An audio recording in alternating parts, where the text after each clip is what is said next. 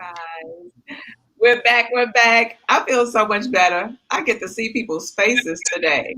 I feel so much better. I get to see people's faces today. Hey, Fatima. Hi, Dr. Guy. How are you? I'm good. You're back. I missed you on Friday. I am back, and I missed being there on Friday. I feel like my voice was really needed. It's okay. You're back tonight. Steve, I get to see your face tonight. Yes, as I have pointed out, I am the only representative that does not have any letters behind his name tonight, but that's okay because we can still rise to the occasion. It's okay. It is all right. So, you guys, we are back on air. We have been off for a minute. Like, it's been some months since we've been back on the air. And so, Friday night was our first show back on the air. We are back as Guy Talk Unhinged, and we are ready to get into it. So, tonight we have a topic that I don't think we've ever talked about on any of our shows before. But before we get into the topic, we have some guests joining us tonight. So I'm so excited because these two ladies are also new guests. So they are newbies to the show. So Steve, be nice. I have already apologized before the show. So please be nice. You guys, if you are just joining the room, welcome to the room. So we have Ebony who is joining us tonight. Hey, Ebony. Hello. Ebony, you ready to get into this topic tonight? I am. I'm very excited. Awesome. And we also have Tyler. Hey, Tyler. Hey. Okay, so if you guys are just tuning in, tonight we are going to talk about a new trend, supposedly a new trend. And the trend is women proposing to men. So I am going to ask you guys, what are your thoughts about women proposing to men? What do you think about that? Because according to research, 20% of women are now choosing to ask men for their hand in marriage. Hey, everybody, if you guys are just joining the room.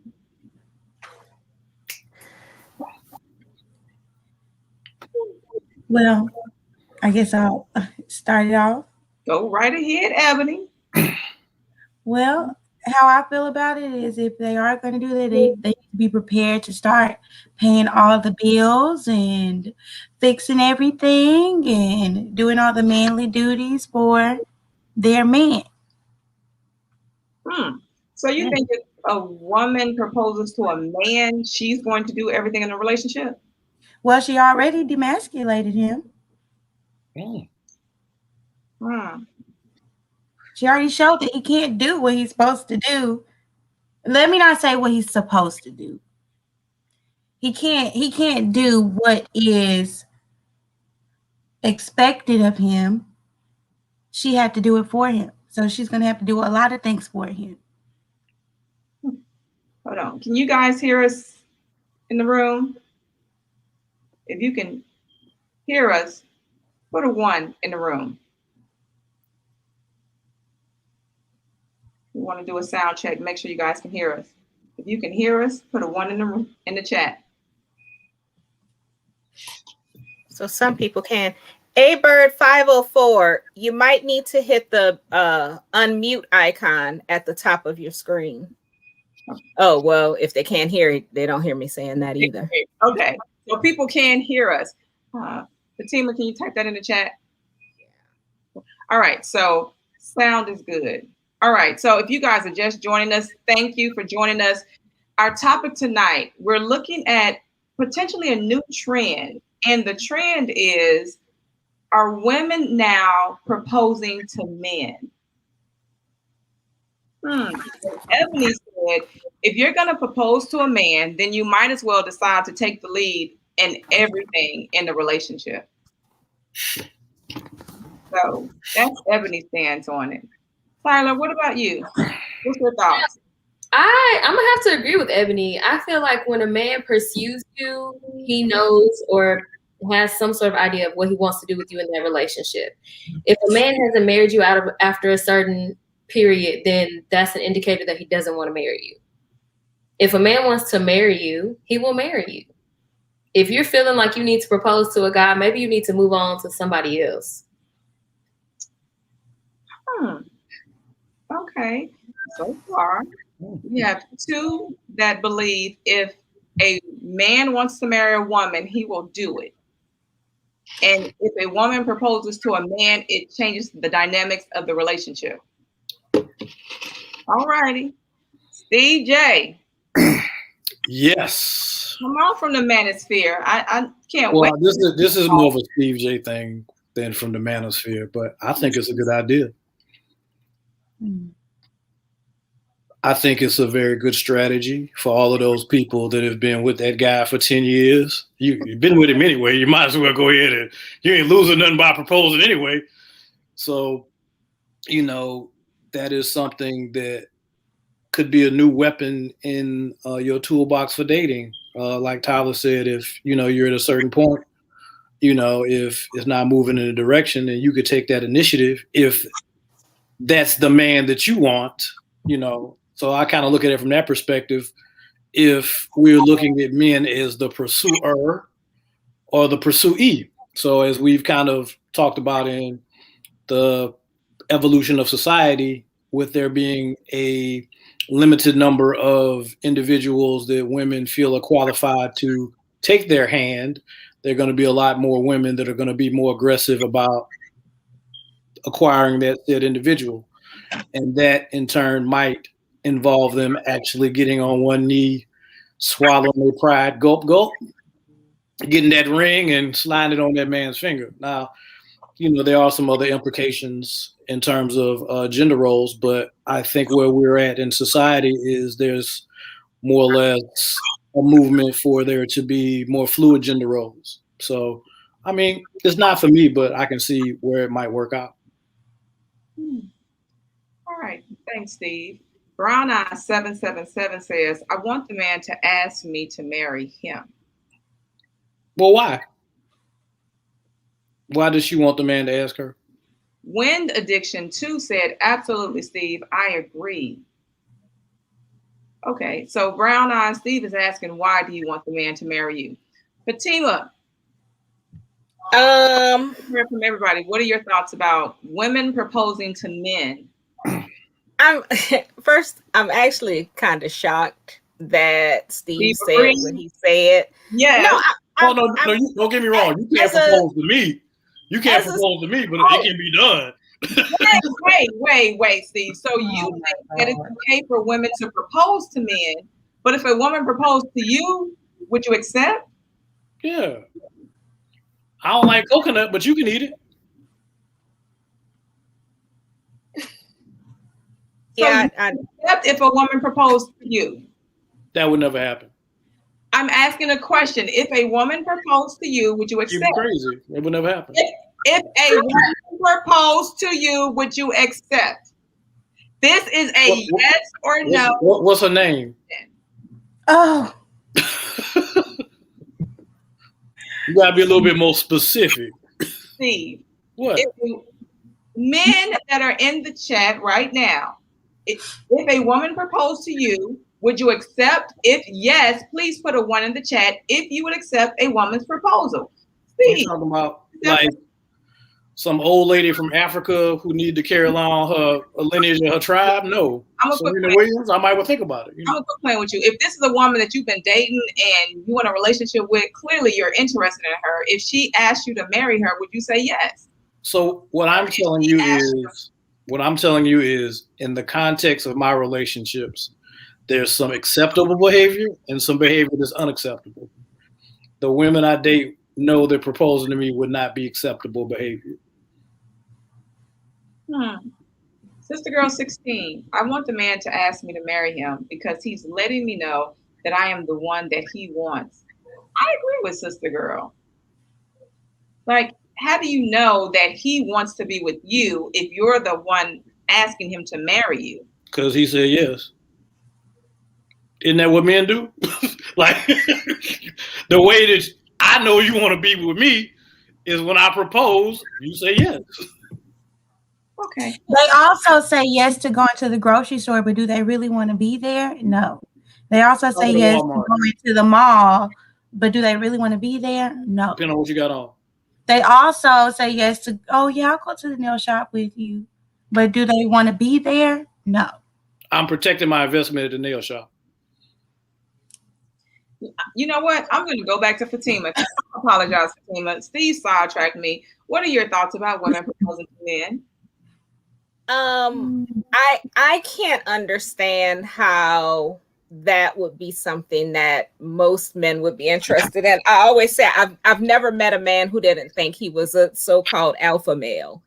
And in previous shows, I've talked about how I don't use that language. I don't identify with alpha and beta. But since so many men do, and so many men consider themselves alpha, I can't understand how a woman proposing to you doesn't somehow diminish your alpha status. Like, it just does, like, make it make sense. It just doesn't make sense to me.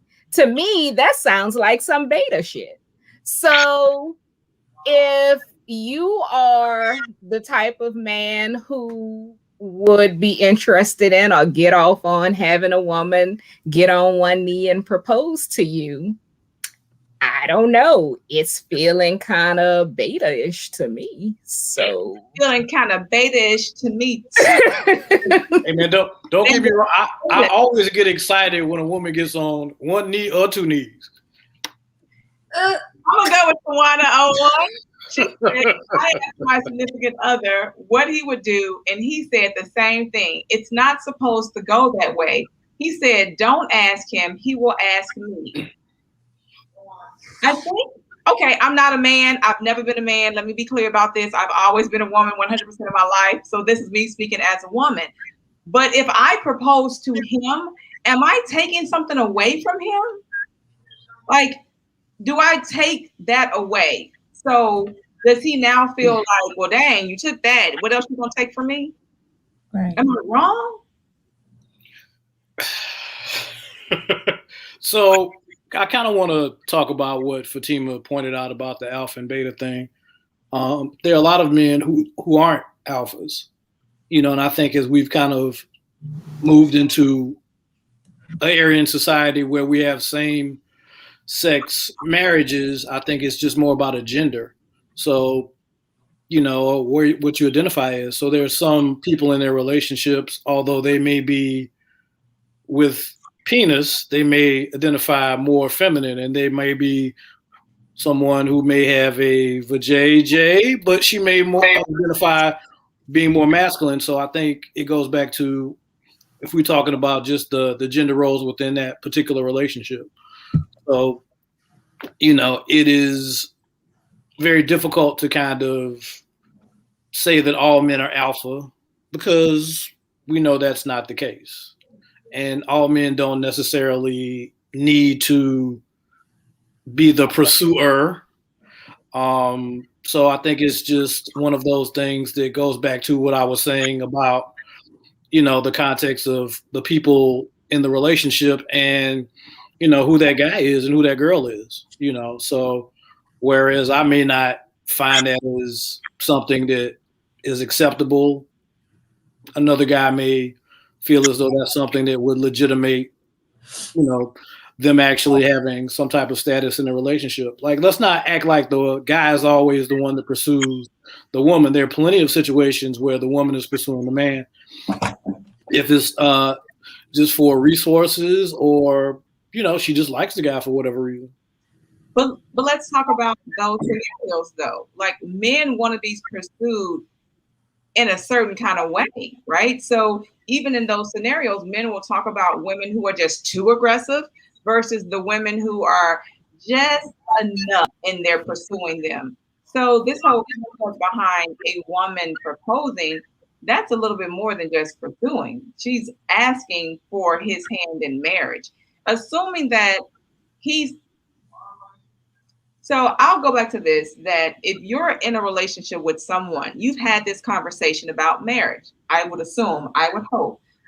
But if you've had this conversation with a man, and let's say you guys are for the most part, living more of a traditional lifestyle, he hasn't proposed to you. Why hasn't he proposed to you? Has he not proposed because of his finances? Has he not proposed because he's not ready to be married? Has he not proposed because he just got dog and don't want to marry you? What are the reasons? Whatever they are, there are some reasons. But now you take it upon yourself to ask him. So does he say yes out of obligation? Or does he say yes because he really wants to be married to you? How do you know that? Well, I mean, I guess what we're doing is asking the same questions of women that are conversations that men have. Like, we don't know if you really want us per se, or you want our resources, or, you know, it could be all kind of things. So I think it's kind of interesting as we move toward this whole idea of gender equality, that now that we actually are proposing some of the situations and problems that that face men, now that women are seeing it, you don't like it. You don't like it at all. You know, that teaspoonful of manhood don't taste as good as it did on the other side. You know, I'm gonna let Fatima chime in there because I see her looking, but she hadn't said anything. So I'm gonna let her respond to that. I couldn't even make sense of it, honestly.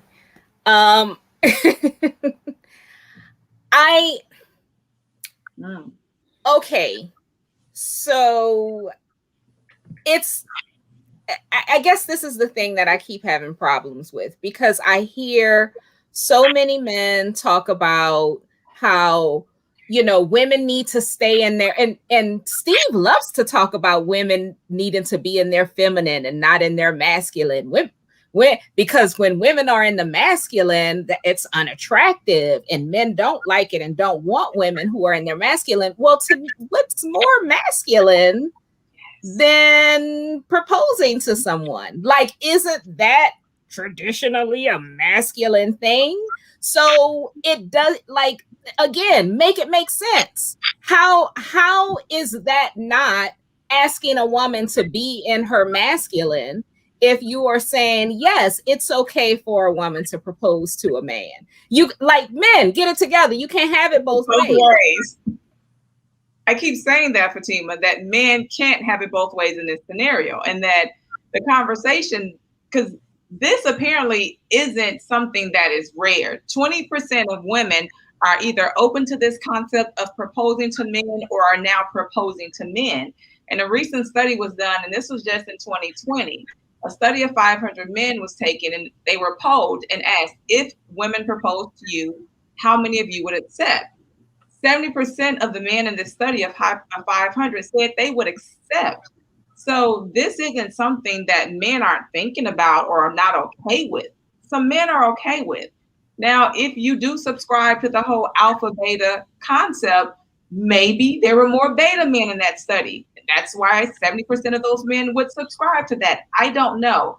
But I agree with you, Fatima, that, man, you can't have it both ways, Steve, and say you don't want these alpha aggressive female who ride in men lanes, and then turn around and say, we're okay with you proposing, because that's a very alpha characteristic. That's a man, typically traditional role, and then say we're okay with that.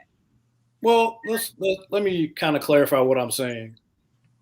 Please. It's not for me, but it's not something that I would riot and picket the streets for them to make a law against.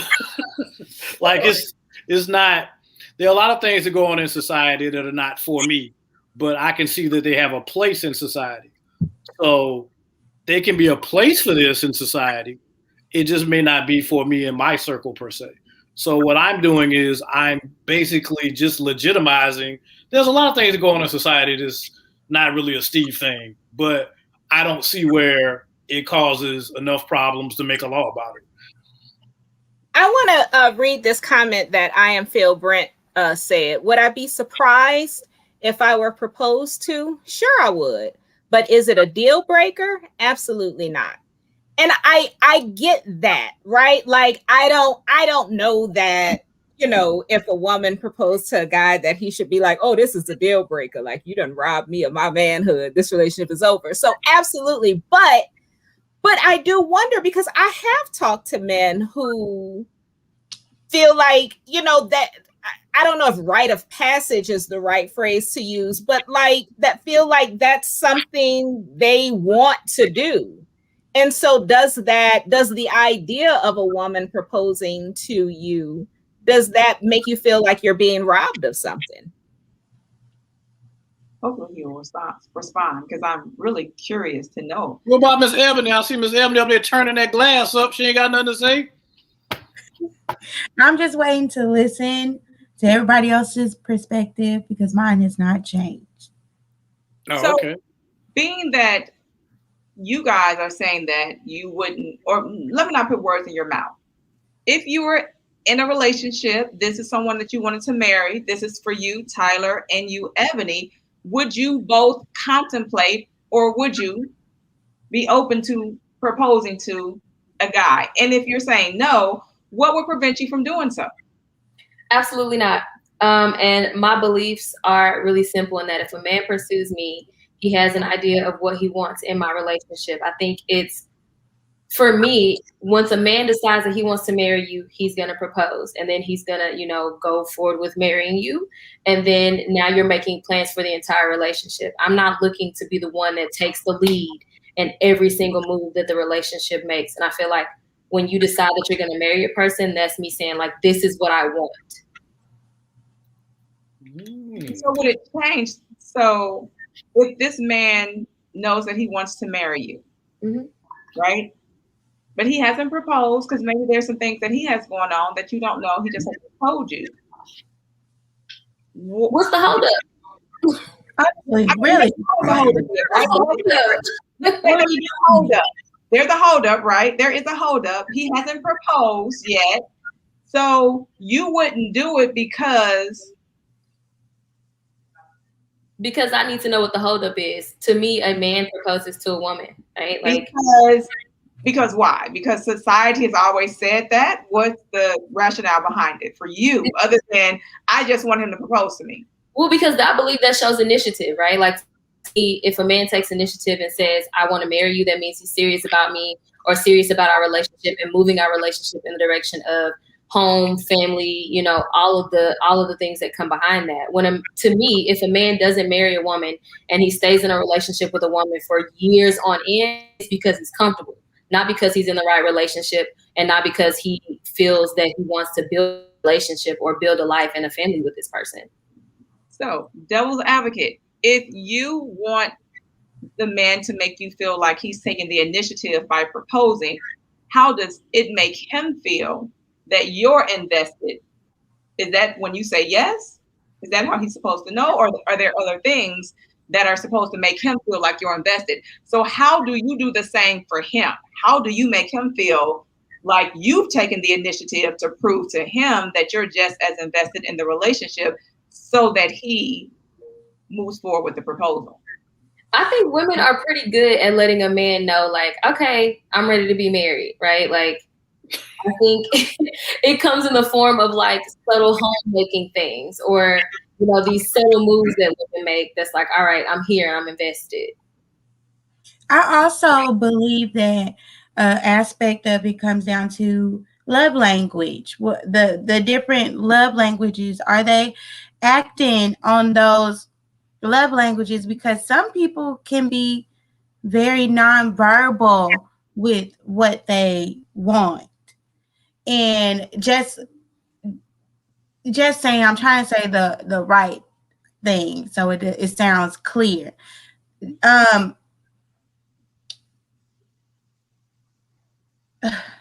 don't know how to put it. I just feel like men know. Men pride themselves on, yeah, that's me. She ain't going nowhere.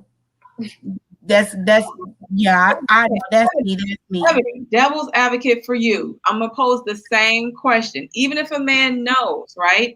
So what I'm hearing you both say is that it's very centered on your needs as a woman.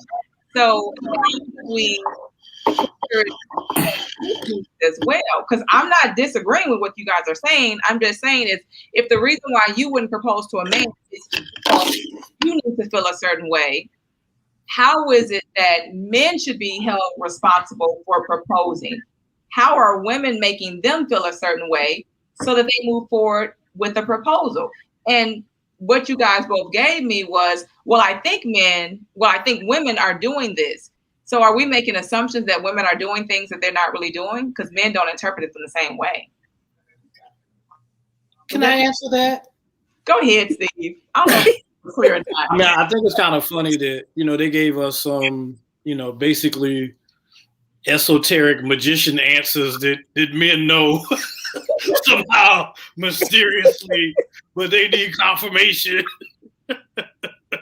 by us proposing and pledging ourselves, and then them simply saying, "Oh, okay," but I knew you knew with your magical esthetician knowledge.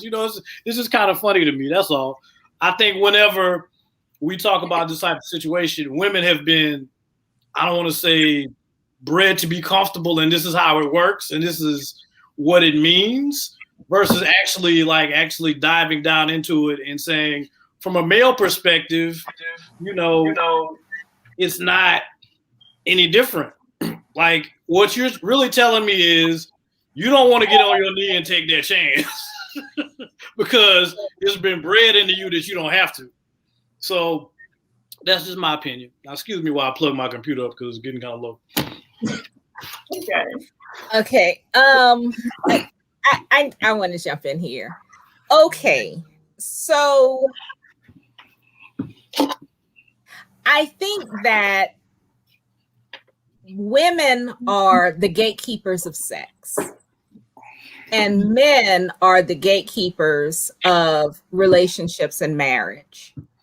I was having a conversation with a guy friend the other day and he made the comment, he was like, most men they're not looking forward to marriage. They don't just inherently want to be married. So keeping that in consideration, I can see how someone would be in a relationship, and I have this conversation a lot of times with some of my individual clients, female clients, and they're in these relationships with men and they're ready. They're, trying to figure out when is he going to propose? They want to get married. But, for whatever reason, these guys are content in the relationship and they aren't taking that next step. And so we have conversations about, okay, well, have you been clear? I don't necessarily believe in giving ultimatums because while it could possibly get you what you want, do you want it that way? So I think the significance of a man proposing is him saying, I choose you above and beyond everyone else. And that I am choosing as the gatekeeper to marriage, I am choosing to open the gate and for us to walk through together. And I don't think that is something that we can actually flip, because the times like freaking Chrissy proposed to Jim Jones, they still not married. He said yes. So I mean, I don't think it's a good look, ladies. I just don't. I agree with that piece, Fatima. And you said that so eloquently, that men are the gatekeepers to relationships. And not that things have to remain that way, but I think that that's what we've been seeing in relationships traditionally for so long. And so Z Lady said, I go back to my Christian roots, Proverbs 18:22 say, he who finds a wife finds a good thing. Note, she would find a husband. And so I'm glad that she posted that, because I think that it's the experience that when we think in terms of marriage and relationships for a lot of individuals, they do tie it back into whatever their religious beliefs are. And for some who might have ties to their Christian beliefs, the idea is that this is something that a man does. But if we look at it from a biblical perspective, this is where it gets a little gray area. And so in terms of one of the stories that I think of when we talk about women finding husbands and waiting on husbands, we have probably read a dozen stories about Ruth and Boaz. Ebony, Tyler, Fatima, have you guys read anything about finding your Boaz? Heard anything about finding your Boaz? Heard someone told you, wait on your Boaz? Mm-hmm. Yeah, I heard all about waiting on. Heard all about the Boaz. All right, if you ladies, What I get left out? Like I hadn't heard of Boaz. be quiet. If ladies are in the chat and someone told you just wait on your Boaz, or just be like Ruth, put a 1 in the chat, because I just want to make sure that I'm not alone in this experience. And so we use Ruth and Boaz's story quite often to talk about relationships. But one of the things that we don't talk about as it relates to this story that I think we have been missing for a very long time is that Boaz didn't propose to Ruth. Ruth proposed to Boaz. Hold on, wait a minute. Somebody said read the Bible. Ruth proposed to Boaz. I'm familiar with that book. But ain't nobody said nothing about that. Yeah, nah, they don't never tell you that. No thoughts? Nah. Ain't no change of minds.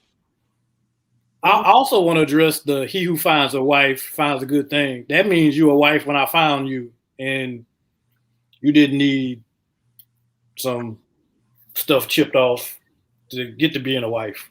Like you was already wife on the spot. That ain't a lot of people. I mean, how many? That's why he's going to find it, right? What'd you say, Ebony? Is that why he's going to find it? Everybody's not going to be a wife. Just like everybody's not going to be a husband. So he's That's my dog. Everybody ain't gonna be a wife. But everybody's not you need to get out here and because everybody ain't gonna be a wife. Right. That's Everybody's his not going to point. be a husband either. But if we went by kind of the statement that Fatima said, and Steve might chime in on this, and Fatima is so funny because I just had this conversation like a day ago, is that men aren't beating down doors to get married. Right? That's not something that men are waking up every day to say, oh, I just can't wait to get married. So this concept of them proposing isn't something that they're running to go do, but they do it when they're ready to do it. So it almost seems as though if a woman proposes, that process is being rushed. Like I get that, some are saying, well, maybe it takes the pressure off of him. And so it helps in that manner. Absolutely. Great. So let's just say, fast forward, the woman proposes to her husband. Now let's talk about some dynamics of the relationship. Do we think things might look different in this particular relationship?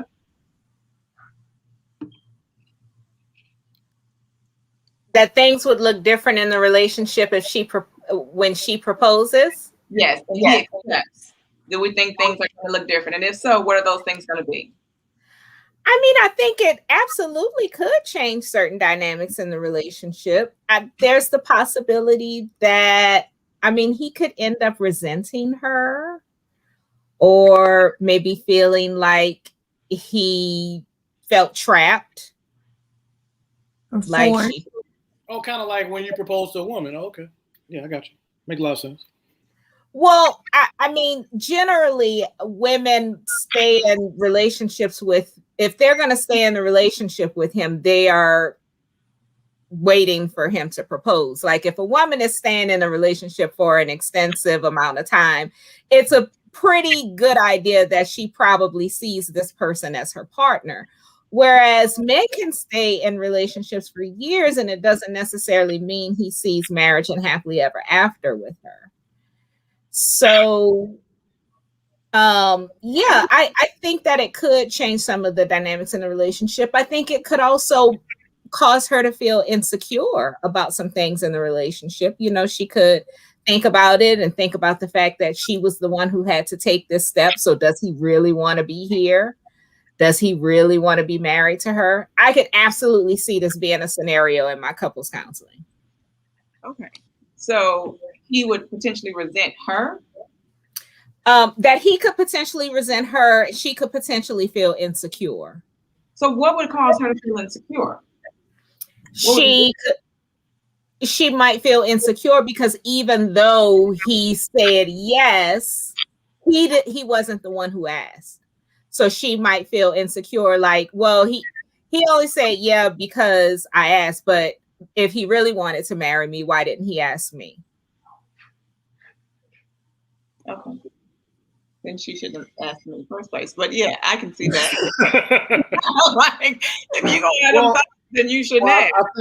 I think what I'm saying is that that's a perspective from a woman who doesn't want to ask a man to marry him. Like, I think for those women that actually that's what's on their spirit and mind and that's how they operate, I don't think you get those same things, because if she had enough confidence to go through with the proposal and he accepted, obviously there must be some type of chemistry in order for her to feel that comfortable, and she may be a little bit more aggressive in some of her approaches. We remember Lindsey Vonn, who dated Tiger Woods. She actually proposed to a hockey player a while back, and they were married but didn't work out. But nevertheless, that's kind of what I'm saying in terms of if you have perhaps a young lady who has more of an aggressive approach with life or personality, that might not be something that she really goes back and forth with, because that's how she lives her life, not necessarily second guessing herself. And I still go back to, if it's something that you want, then you don't sit back and wait for it to come to you. If you want them red bottoms or that purse, you got a plan to get promoted at work, you go after that. If there's something you want, as one of these women in this wonderful society of equality, you go get it. I think all of a sudden, when it's a man, you got to tippy toe back and wait, because I don't know about that. I don't want to get rejected. I don't know that that's going to shake my little confidence. That's different from all of the WAP running around here. I thought the WAP would be having motherfuckers around here already proposing. I think it's the same thing. Tyler, go ahead. Yeah, no, that going after a job or going after a pair of shoes in a bag is different from going after a life with a person. I think you kind of you minimize that just a tad, like just a tad. I think you did. I don't know. My thoughts are kind of with like what Fatima and Dr. Guy was saying earlier, in that most men are turned off by an aggressive woman. So if a lot of men tend to want women to act in their feminine power, right? Like be softer, be, a little bit more gentle in an approach. And I think, kind of tying into what I was saying, a proposal is an aggressive approach. Like proposing is saying, I want you, I want to be with you and only you and forever. And not to say that a woman can say that, but it's relatively aggressive and a little bit more masculine to do so for a woman to do. And so that's why I would prefer for it to come from a man. Like, that's what I want from you, is that for you to be aggressive and you to show me that, you're not in the streets no more full time. You here for me. Bottom line, here's what I want: some man to knock me over the head, throw me over his shoulder, and drag me into his cave. That's it. So if we can take that from the caveman till now, women want men to propose to them. I think when it gets to a point that a woman is proposing to a man, it is because she, and I don't mean to step on nobody's toes, but it feels kind of desperate. So look, Fatima, I was just about to ask that question. Like literally, that was in my head, to ask everyone in the chat right now to put a word in the chat that describes the woman, whatever word you feel like, the woman who proposes to a man, what one word describes her to you? Fatima, your one word is desperate. No judgment. But in the chat, what's the one word that you would use to describe the type of woman that proposes to a man? Steve, you use the word assertive. You use that word to describe the woman who proposes to a man. Mm-hmm. You stand with that she's assertive? Yeah, she knows what she wants. Oh, okay. So when she's talking in the house all the time, is she still assertive, or now is she just aggressive? Oh, depends on who she married. I mean, that's relative. Like, I can't tell you, how cold your water is at your house. I can just tell you how cold it is over here. Manly, severely desperate, thirsty. These are just some of the descriptions that are being used. So let me ask you this. What is wrong with being thirsty? Is that word, I just have a problem with it because to me that just indicates interest. I'm gonna go ahead and sip on this cup because you just asked me what is wrong with being thirsty. Yeah, like before the word was used, it was just you were interested in somebody. Have you Now ever it's this whole thing. been parched? I mean, like, have you been really parched? No, I'm just saying. It is hot. Like, I live in the desert, so I know what it's like to be parched. So when you ask what's wrong with being thirsty, it's uncomfortable. In what capacity? I don't understand. So what's the line between what's acceptable attention and what's thirsty? It's just relative to the person and the situation. So somebody said manifester. Somebody said go getter. Yeah. I mean, Go get her. okay, girl, get your man. Get you. But somebody also said, I feel she's giving an ultimatum. If he says no, then she can now move on. But here's the thing, like, would you really want to put yourself in that type of vulnerable situation? I almost feel like maybe it would be better to just say to him, listen, we've been in this relationship for 8 years. Where's this going? I'm looking for marriage. And if that's not something you're looking for, then perhaps I might need to explore other options. I'd rather say that than go through getting a ring and proposing to this man. Girl, if you are at the point where you have to propose to him, he might not be the one. I'm just going to say it. And he might be the one. If you put in a little bit more effort, just a teeny little bit more effort, he might be the one. And then what kind of man does that make him? The man you pick? The man we got to put so much. We got to do this, that, turn backflips, turn cartwheels. And I'm still not. But that's the man you picked. That's the man you need to leave. You let him choose you, and you chose back. So if your man needs extra cartwheels and 2 scoops of sugar and 2 sticks of butter, that's your dude. Go get your dude. Boundaries and those expectations were spoken about in the beginning. I know I'm just going to speak on myself. When I am dating, the last time I was dating, and if we were getting serious, it was, hey, 2 years. If you don't know by then, you'll never know, and that gives me my where I wanted to see it go. 2 years, you don't know, and yes, I do put a time limit on it. I'm just gonna say it. I do, because I do not have time to waste. I cannot be in a forever situationship, a forever girlfriend for 12 plus years. 2 years, you don't know, then I'm probably not it. Because I just don't feel like it takes that long for men. And I'm not going to turn backflips just to for you to see that I am a wife, but I'm not your wife. So let me move on to somebody who does feel like I am their wife, if that makes sense. Plenty of sense. 100%. You got your method, and I'm with you 100% on how you rock.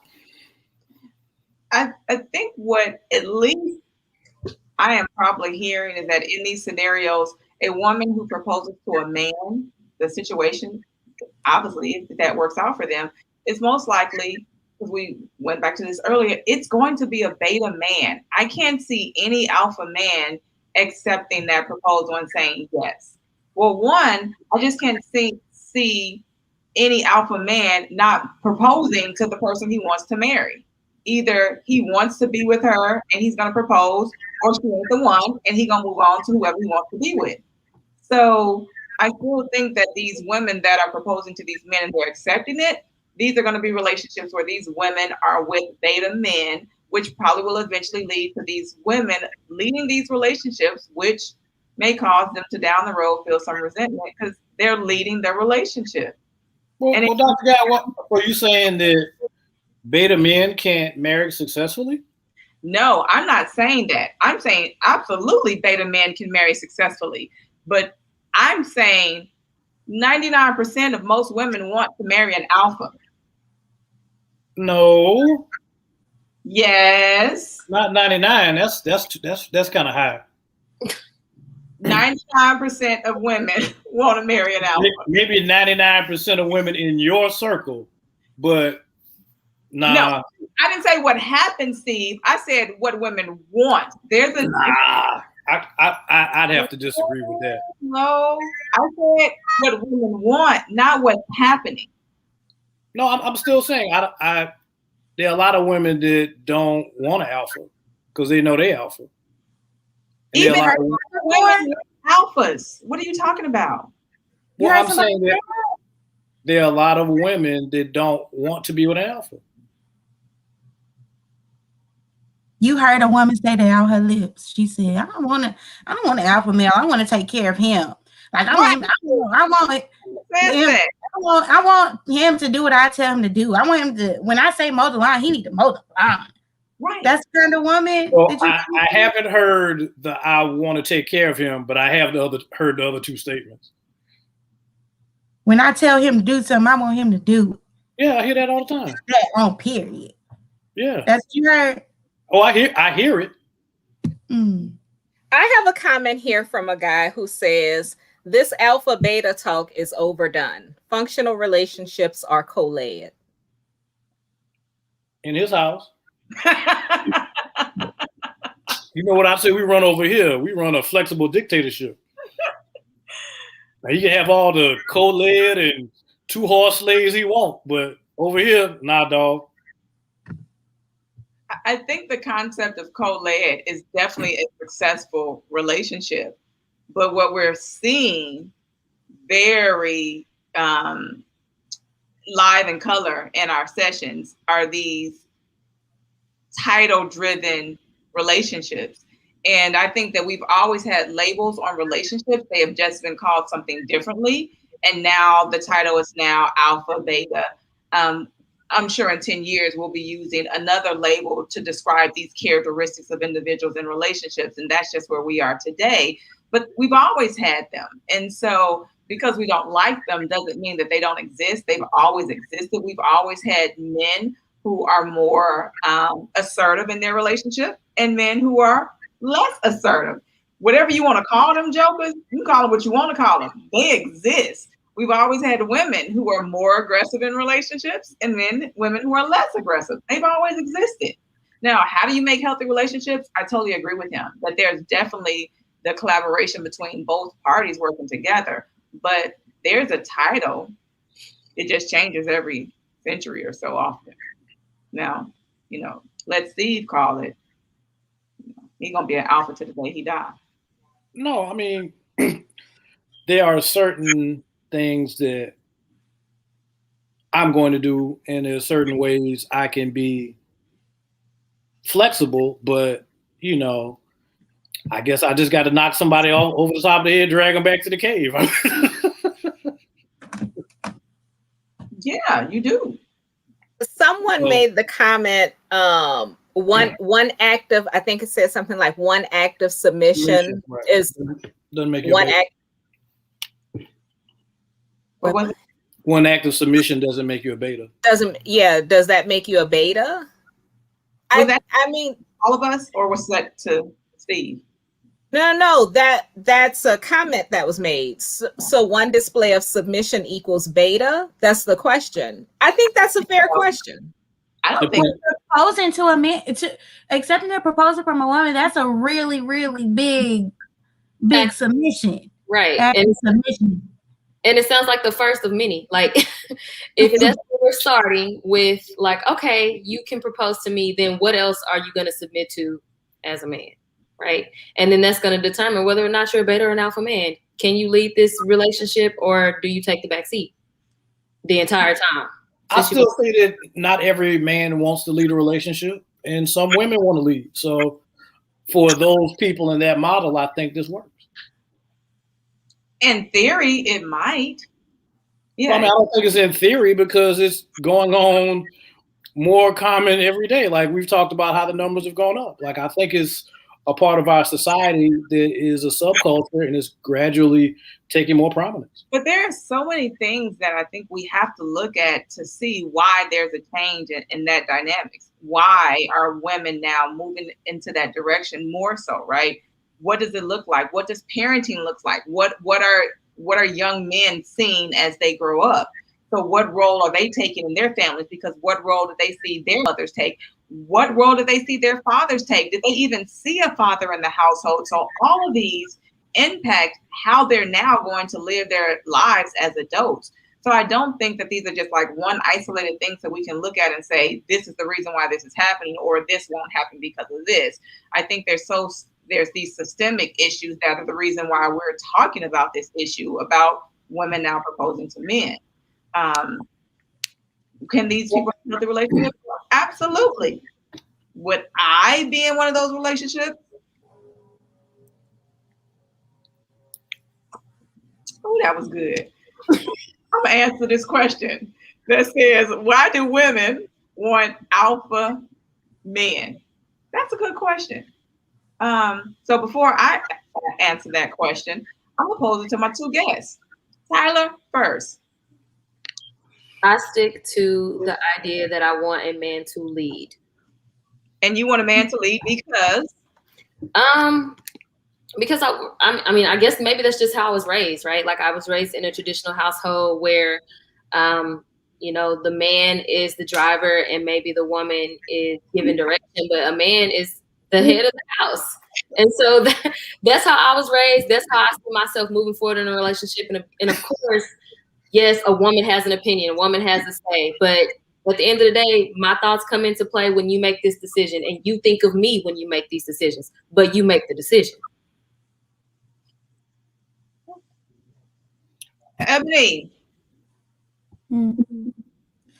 I just feel like I don't want to say this. I feel like there are gender roles. Like it just is. It just is. And I'm honestly okay with those gender roles. And other times, one takes the lead on something that they're good at. The other takes the lead on something that they're good at. Like the man might not be financially educated, but she is. You know what I mean? So he goes, makes the bread, brings the bread back. She calculates the bread. We get our bills paid and everybody's happy. I just believe that there are some gender roles I would definitely rather alpha male than a beta male, because that's just what it is. I just feel like that's just what it is. Agreed. Some gender roles play a part because of how they are, right? Like I think it's necessary. It's like pieces of a puzzle, right? We can't both be a specific piece. Somebody's got to play another piece. So I think that's kind of how it works for me.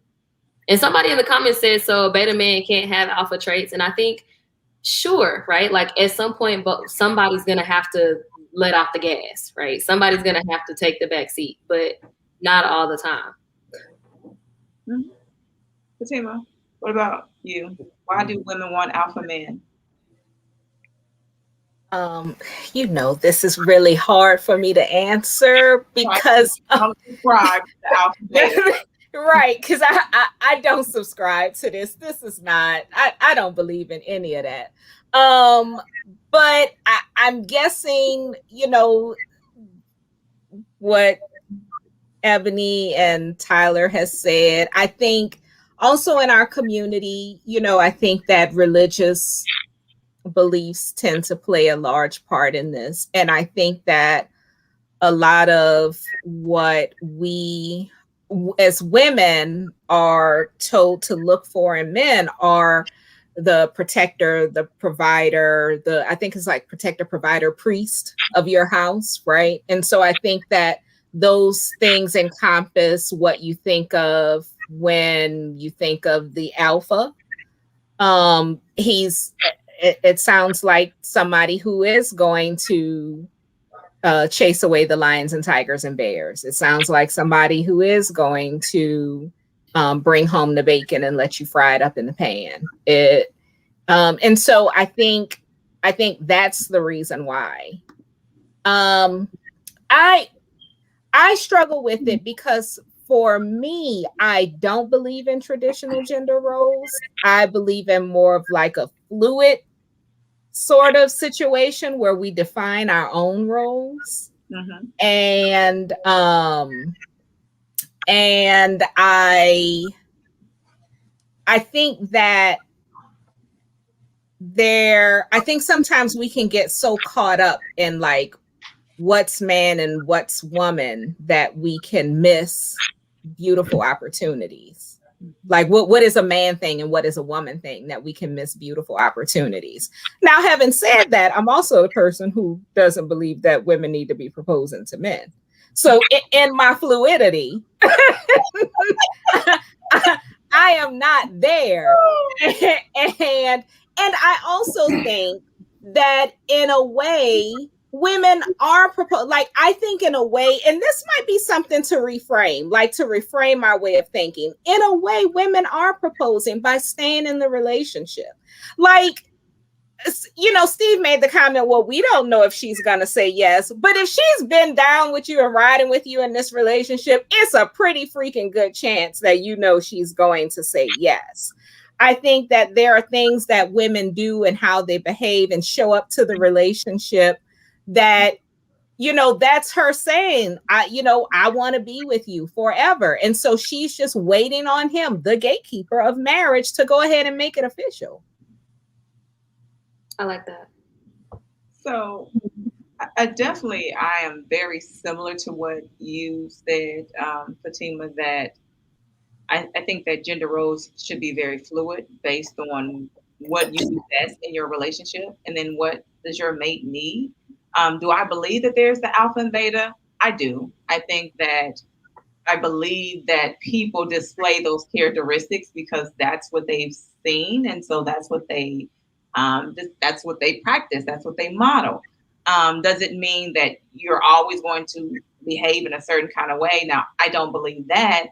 To go back to someone's question about why do women want alphas, I think women look for alphas because of one main reason, and I think that speaks to women want security.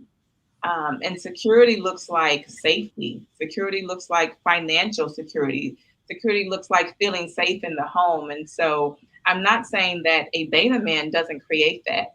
But what I'm saying is a man who identifies himself as an alpha doesn't have to say he's an alpha. He carries swag. He exudes what a woman considers to be this alpha energy. So when she's around him, she feels safe, versus she might be with another guy who's like fun to hang around with, but like she got to pack her nine in her purse, because if it go down, she like, look, I got to protect myself because I don't think he can protect us. So I think there's a difference, right? Not that there's a good or bad, but I just think there's a difference in personality types and characteristics. And so women are looking for number one thing is safety in relationships. And if a beta guy can produce that, then she's okay with the beta guy. And Steve, I see you over there tuning your lips up. What you trying to say? First of all, I ain't understand nothing Fatima said. she don't believe in gender roles, but she wants somebody to knock her upside the head and take her to the cave. That's a fluid role. So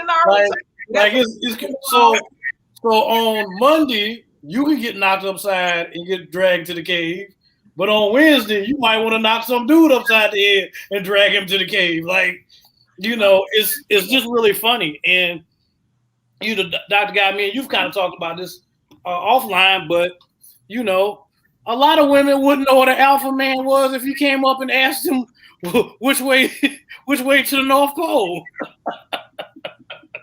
Like, come on, man, y'all killing me. You're killing me over here. Like the best thing I heard all night was what Tyler said about driving the car, because you know that's my analogy. I'm gonna drive, you can passage. Right. You know, I don't care if I'm nodding off. I'm in a relationship. Somebody got to drive. Right. Right. It's a car. and I don't want to drive. I've never seen a car with 2 steering wheels and 4 sets of pedals. Right. But here's my thing, Steve. As a woman, in the daytime, I have to drive because you have to drive someplace else because you're at work, right? We don't work together, so you got to drive in the daytime wherever you got to go, and then I got to drive wherever I got to go. But then at night, when we're together, I don't want to have to drive, right? So I want to be with a man who is a safe driver. But if I'm with a man who's not a safe driver and I don't trust his driving, and now I have to drive, I'm tired and I don't want to. I mean, I will from time to time to give him a break. Guy, All the time, I don't want to have to do that. What we're saying is that's you. There's some women that drive at work and they want to drive when they get home. And those are the women that more often than not are proposing to do. So what I'm saying is it's not a right or wrong. See, they don't. Let me tell you how I know they don't. Because they wouldn't sit in the therapist's office and tell the therapist that's so once again, I have to go back to what I always tell you about. Sometimes you can be skewed about what it is because those are your clients. So just because there's some women in there that done kind of chose wrong and they end up in your office, that's not all women. Some women are perfectly happy to be proposing to men and driving the car. It's not all women. You are absolutely correct. But more than not, I'm sure women don't want to have to do the driving.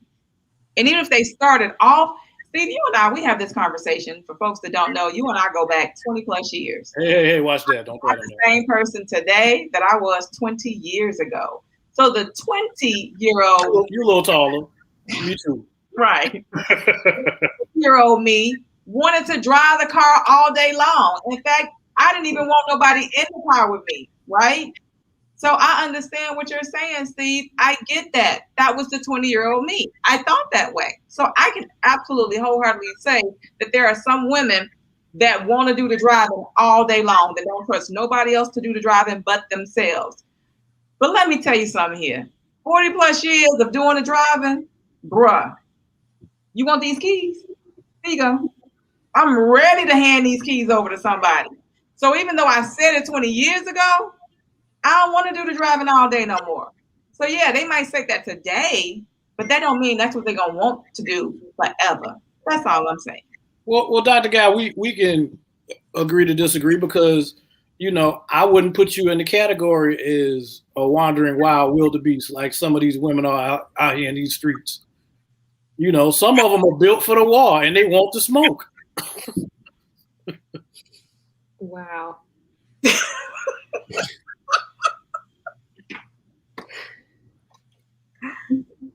I don't even have a comment to the wild beasts that want to smoke. I'm telling you, they out here. A lot of them in Atlanta this weekend. I've got pictures. It is All-Star weekend. They come out at night. I'm telling you, I got I've been getting pictures on the phone. I get messed, man. It's wild out there. We do understand. Ebony, another one. I'm gonna go to you because you still got some time to be doing the driving, right? We already know that you said you would not propose. What are your thoughts about having somebody else drive for you? Do you want to do the driving all the time, or are you open to somebody else driving for you? No, I very much so want somebody to do the driving for me. So although I could do it on my own, I don't want to. I want to know that there's somebody there that got my back, that'll show me something that I probably didn't know. Like I'm single and still to this day do not pump my own gas. I don't. I get somebody to pump it for me. I mean, I just do. That's just the type of woman that I am. I do, and I'm reading the chat. I'm going through the chat, and they're saying, yeah, the relationship is a partnership. I do agree with that as well. But I feel like as women, we need to know our lane. We need to know our lane, know our strengths, know our weaknesses, know where we can be an alpha, and or we can, okay, pick and choose my battles. This is, I'm gonna let him handle it. I'm gonna let him handle it. I want somebody. And oh, you made a comment earlier. You said most women wouldn't know an alpha man from a beta man if he came up on you. I disagree. And I'm gonna tell you why I disagree. And I know Tyler and I are around the same age, and you know it's a different world out here dating now. It's crazy. I date one of your age. Oh, okay. Well, it's you can. I feel like you can tell. I feel like you absolutely can tell alpha from a beta. Maybe not all the time. You may not hit the point 100% of the time, but you are going to be able to tell an alpha from a beta just by his approach, just by his aura, just by when he speaks. Does everybody else stop and listen, or do they just talk over him? Does he command the presence of the room? That's the type of man that I would want. Okay. Ooh, Ebony, so I have a little bit of pushback on that, right? Because I've dated a man who spoke and everybody listened, but he was very much a beta man. He just was a peacock and always made the most noise in the room, and that didn't make him that didn't make him an alpha man. That just made him the loudest in the room. But I do agree with you in that after you've met a couple of alpha men or met a couple of beta men, you can tell the difference. Like, you know the difference. You may not be able to identify whether or not, oh, this is beta or this is alpha, but you know the difference. And I love that everyone is using the word partnership or kind of like a relationship is a business. And I agree with that. But if you look at any like business model, there are not two people that's running the business. There's always somebody who's running the business on the front end, somebody who's running the business on the back end. And so in a relationship, that has to be the same dynamic if we're going to stick with the whole partnership, business, relationship conversation. Man, I love y'all. I need y'all to speak to the women my age. Give them some blood transfusions. You know, there's some stuff they missed out on. Well, they gotta propose to men because they waited too long. They was too busy I driving. know, but you know what? You know why they gotta propose to men? Because they was acting crazy when they was your age, and they didn't think it could happen to them. But now it done happened to them, and now they got to propose. That's their punishment. It is a very different. It's a very different story that we hear between Tyler and Fatima, what we hear from women in our age group. And I'm even looking at Fatima, which is normally not Fatima's disposition, that I think she's just soaking it in tonight and listening to what she's hearing, because it's a different perspective than what we're used to hearing, because normally our guests are around in our group. And so we have similar perspectives, where Tyler, you and Ebony, you guys are a little bit different in your frame of reference.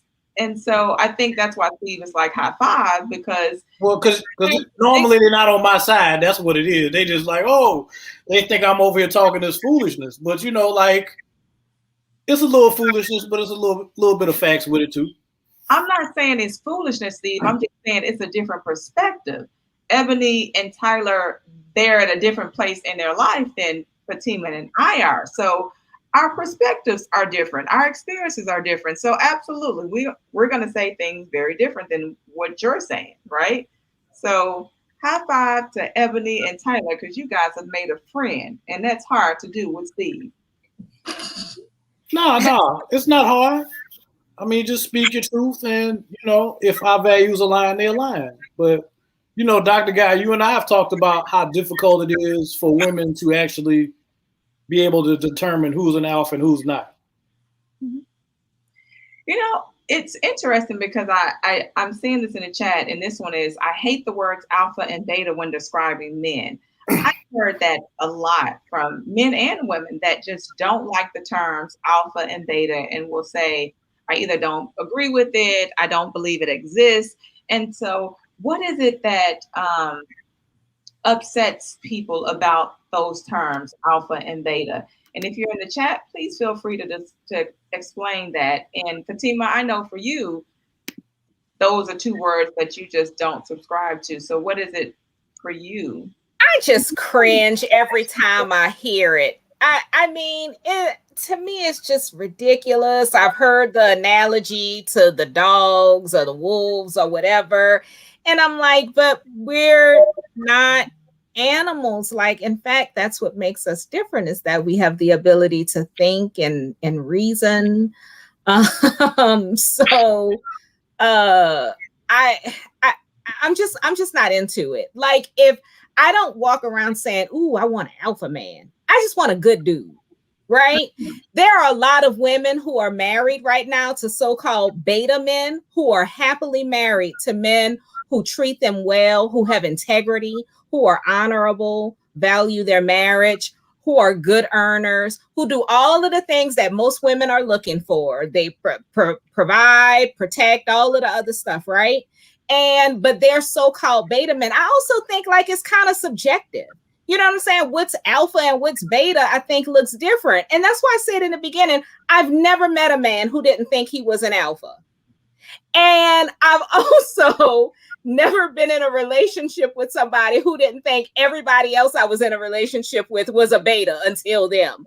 I mean, it's just so bullshit. Like, it's just like, I think women need to spend more time looking for good men. I like what Tyler said about like she was with a guy who everybody listened when he spoke, but he was just doing a lot of peacocking. So, you know, some of these things that are supposedly characteristics of an alpha man maybe isn't necessarily it. And that goes back to the subjectivity of it all. Steve, what you got? Go ahead. So maybe the problem is you don't want the beta men and you end up chasing the alpha guys. the good guys that everybody talks about that don't get the recognition early on or, you know, aren't seen until they've achieved a certain amount of success in society. And then that's when you want them. But they've been there the whole time. But you were chasing the guy with the motorcycle and the leather jacket because that felt safe and exciting. You know, we can talk about all types of variables to what happens and what goes on. But by and large part, you know, what we need to still look at is women's selection. And, you know, if you can identify those gentlemen early on, then maybe you wouldn't have such problems later with the alpha beta thing. But I think that we kind of get confused about what it is that we want and what it looks like. It's got to look like this in this certain package for us to be attracted to it. You know, like we talk about, it got to be 6 feet with a certain number of degrees, with abs and all of this type of stuff. So, I mean, I think that, you know, we can discuss all of these things, but there's scientific proof that talks about shoulder to waist ratios, you know, arm size. You know, there are certain genetic clues that women are attracted to. And to sit here and deny that we're not animals, we're the top animal and we behave like animals because we are the top animal. You know, you got to take all of that in consideration. So are beta men perceived by men as less than and also by women as less than? Depends on how beta. I wouldn't be beta. Good, Ebony. I'm sorry.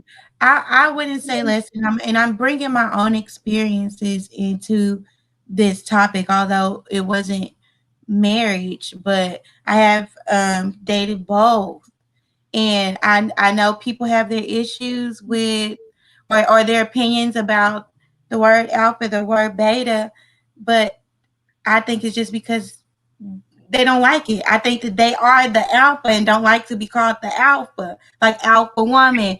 They sometimes equal alpha woman with a B, right?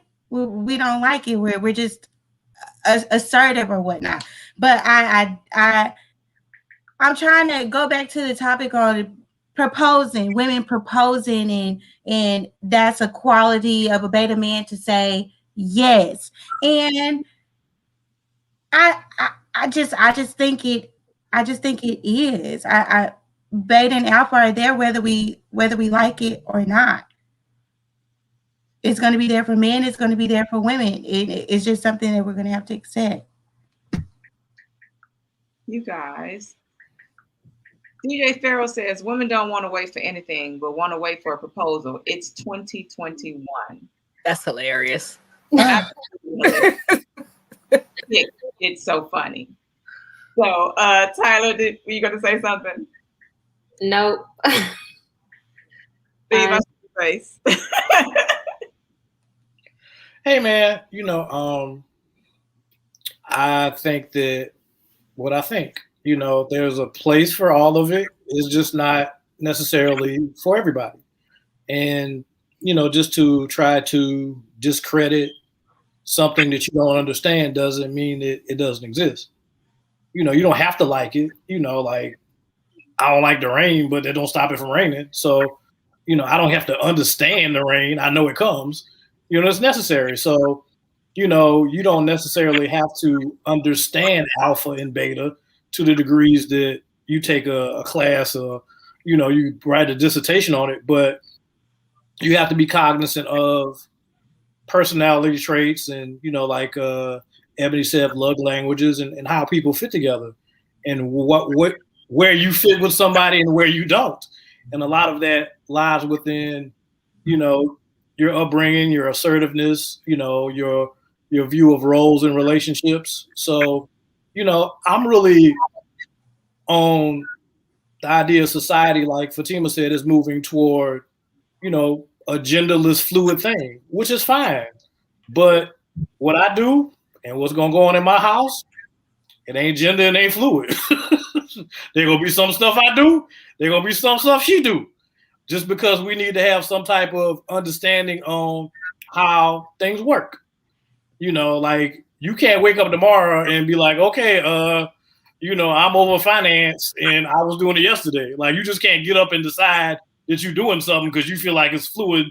No, we gotta talk about that. They're gonna be the things that I'm good at. They're gonna be the things you're good at, and we're gonna take it all in consideration. And we're gonna move like a proper organization to get to the goals. But when we start moving fluidless and meaningless, and I'm not about this fluidless society. I am all in favor of keeping my privilege as a woman. I have never said let's go to a fluidless society. And he's completely bastardizing what I said because that wasn't the point that I was making. That's a big word. Bastardize. Okay. Bastardize. I'm not bastardizing it. I'm just carrying it a little further into the future. Okay, but you also referenced me, and that wasn't the point that I was making in my comment. I said I like the idea of defining your own roles in the relationship. So that's what I was talking about when I said something more fluid, that just because I'm a woman, it doesn't automatically mean I cook. He could be a better cook than me. Maybe that's his strength. That doesn't make him a beta, but that's what might be what works for our relationship. I was talking about not subscribing to traditional gender roles. And in traditional gender roles, women do things like take care of children and take care of the home. And men do things like go to work and fix stuff. Well, I said, I'm not interested in that. If I'm in a relationship with my partner, I want us to define our own roles and what works for us and for our relationship. And what I was saying is the evolution of the relationship you're describing is creates a fluid gender situation. I'm not talking about yours specifically. I'm talking about the part two after that, the evolution of the Fatima relationship. That's what it creates. But right. I just want to go back to Sexy Scorpio comment 75. Oh, let's get that. I would never propose to a man. That's degrading. I just want to highlight, because I feel that. Like when I read that comment, I felt that in my spirit, because that's kind of how I feel in my spirit with proposing to a man personally. Like I can't speak for nobody else, but that's how I feel. Like the first question that came to mind, and just call me shallow Hal, but who buys the ring? She buys a ring. What are you talking about? Oh, you bought a ring before? For who? For both? For herself and for him? Well, now I got to be about money. You ain't trying to get married. Clearly. Didn't I say I benefit from this privilege of being a woman and I agreed to keeping them privileges of being a woman? I just said that. So in those scenarios, does she buy her own ring and his ring? Who is sexy Scorpio 75? She must be cute. She got too much confidence. Sexy Scorpio 75, stay away from Steve. Don't ever respond to him. She got too much confidence over there. That's what I'm saying. Just stay away. Nah. She already messed up. She said she a Scorpio. We know what it is. This one, I'm trying to read this one. Disappear. Okay, this one it says, because I thought it was interesting. I don't want to drive all the time. I don't want to lead all the time. I don't want to be on the top all the time. I agree with Fatima. Just determine what works for you. That is so simple. Just determine what works for you. Whether you're with the beta, the alpha, the woman who proposes, the man who proposes, it really is about what works best for you. I think the difficult part is finding what works best for you, because most people just don't know what they want in relationships, period. So that's the hard part. You think so? You think people don't know what they want? Absolutely. Really? I think people say what they want, but they don't know what they want. Oh, okay. Because people can get what they want, but not know how to receive it. So once they receive it, they're like, oh, that's not what I said I want. But it is what you said. You're saying people or women? I was a little confused. Can you say that again? People. Oh, okay. I thought People. women. Women. Just microphone be messing I'm gonna put that on women. I'm gonna put that on people. We'll say, this is what I want. This is what I'm looking for. And they can very well get it, but not know how to receive it. And because they don't know how to receive it, they lose it. Well, is it they don't know how to receive it, or it doesn't look like what they thought it was going to look like? Mm-hmm. It could be both. Oh, and the right Ebony.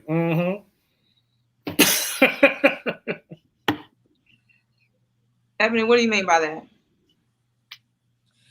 I mean, you can say you want this, you want that. And then when you get it, you realize, oh, no, this is not what I want. This is not what I want. So for example, for those that say they do want a beta man. Okay, those women you said you talked to, and they said they do want a beta man. Okay, they get the beta man. All right, you get him. Where we going to eat? What we going to do? The tire goes flat. What are we going to do? What are we going to do? Panicking. And then you realize, okay, maybe I don't want a beta man. Oh, wait a minute. Those are traditional male roles we talking about. I mean, I get you, but I mean, there's some that do that. I mean, I've heard that happen to me. There's some that do that. There's some that do. You can say, oh, I want somebody that is hardworking and about the bag, and he goes and get the bag every day, and then you realize you're alone every day. You're by yourself every day. And then you realize, okay, well, maybe he doesn't have to make 6 figures. Maybe he can make 5, and we'll still have that time together. But I'm still learning about what I want because I'm a millennial.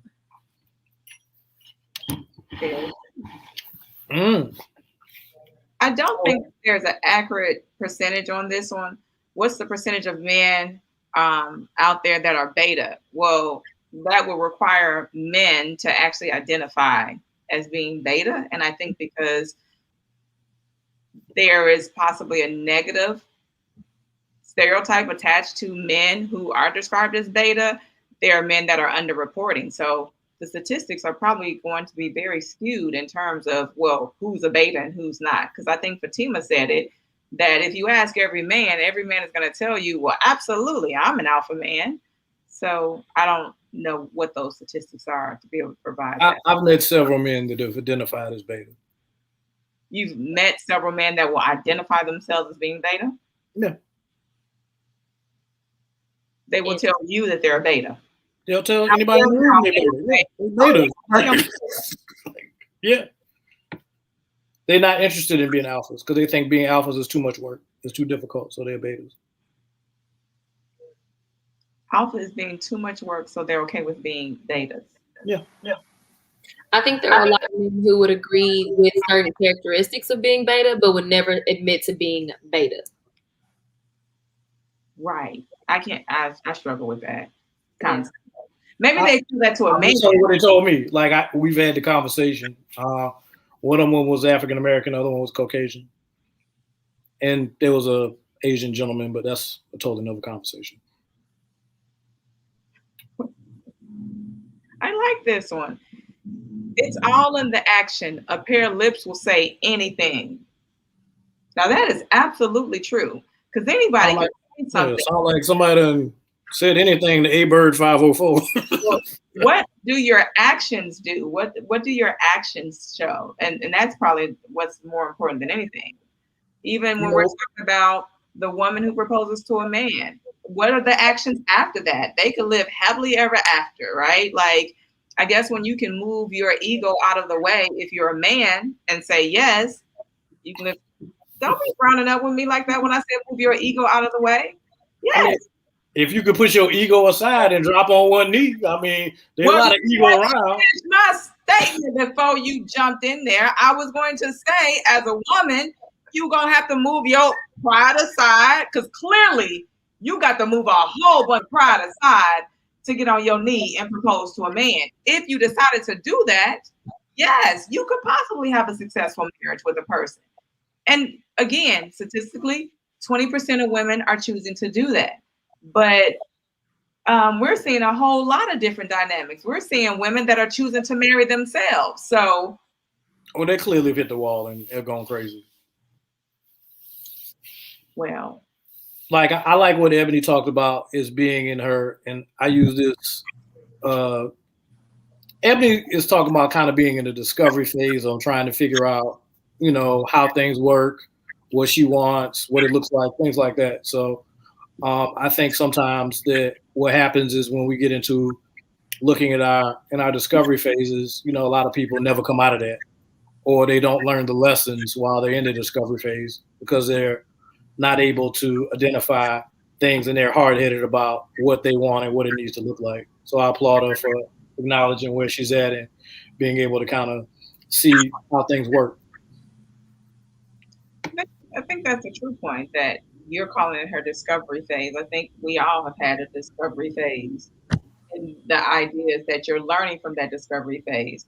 Fatima, you're a licensed marriage and family therapist. And so this is truly what you do for a living, that you speak with couples, and the goal is to help them improve in their relationships. So if we're talking about couples who are moving into getting married, whether it's a man proposing to a woman proposing to a man, what are some things that would benefit that individual taking that step? And again, either one, woman does it, proposal, or a man does the proposal. Well, I mean, they need to have had conversations about where they see the trajectory or the direction of the relationship going. Mm-hmm. There are a lot of people who enter into marriage, and I literally had a phone call today from a new couple I'm about to work with, and people get married without having conversations about stuff like having kids, mm-hmm. Opinions on parenting styles, religious beliefs. A big one is like maybe neither one of us are necessarily practicing, but then they have kids, and then it becomes very important for one of them, and that becomes a source of conflict.